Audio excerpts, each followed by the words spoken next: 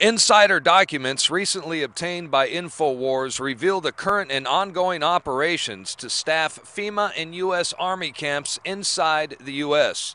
According to our sources, KBR is contracting services for temporary fencing and barricades, along with other services required for temporary emergency environment camps.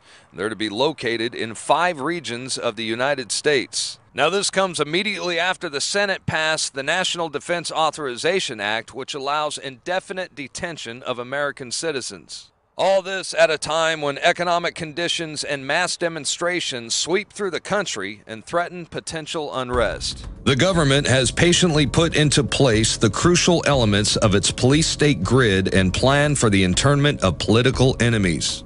We are literally one false flag terror attack away from the plan going live. As the Department of Homeland Security and establishment media keep telling us, the next terror event will be on American soil and carried out by domestic patriot political groups, not Al-Qaeda. The FBI and the CIA have a long history of creating domestic terrorists, patsies, and shifting the blame over to their political enemies. It's all there.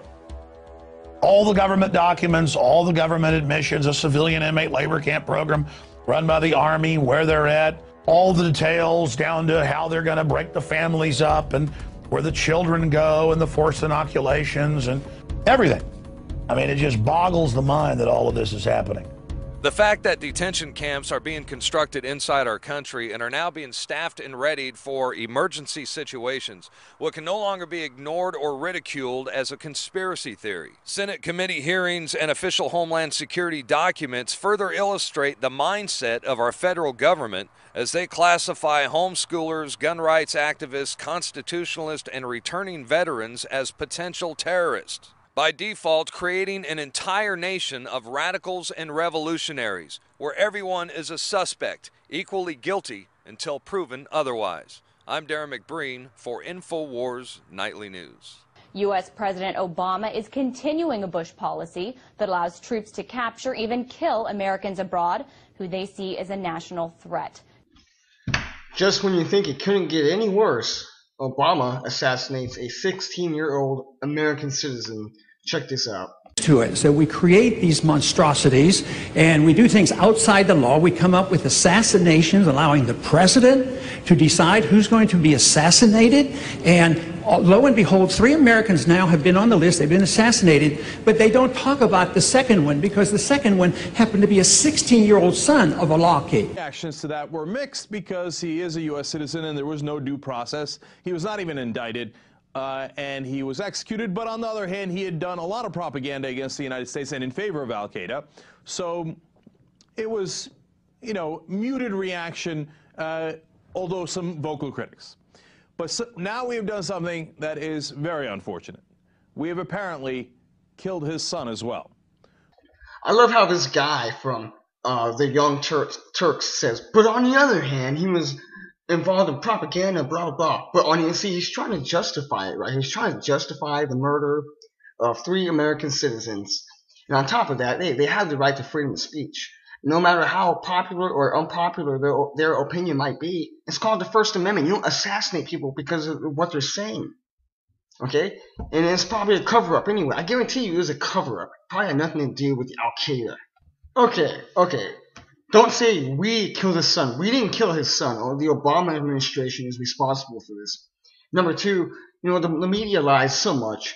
Obama was busted selling guns to the Taliban in the largest arms deal in the history of America. And you expect me to believe that this man that they assassinated was working for Al-Qaeda when Obama himself goes behind America's back and gives guns to our enemies? Now, never mind the fact that there is no Al-Qaeda, there is no Taliban, it's all a lie. The Al-Qaeda, the Taliban, all they are is a bunch of pissed off parents who lost their sons during drone bombings from the CIA. Look, if somebody dropped a bomb on my house and killed my son, or killed my mom and my dad, I would pick up guns and go fight too. Yeah, and what would they do? They would label me a terrorist. They would label me an insurgent or Taliban or Al-Qaeda. The United States has adopted the policy of extrajudicial killings, assassinations. Okay. Do not say the United States of America has adopted this. This has nothing to do with the people. This has to do with the Obama administration, the Bush administration. This has everything to do with the corrupt government, not the people of this country.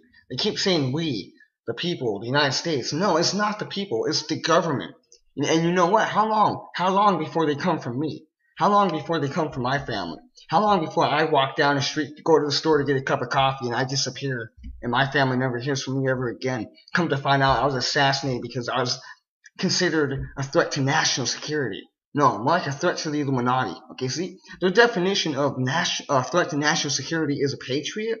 If you are opposed to the administration, if you don't agree with the government, if you are against abortion, if you support Ron Paul, things like that. And the definition of a domestic right-wing terrorist is somebody like me. I don't go around blowing up people and killing innocent people and killing women and children. See, what we have here is the pot calling the kettle black. We have the government, who they themselves are the terrorists, calling people like me the terrorist. That's just, wow. What a fucked up society we live in, right? What a screwed up government we have.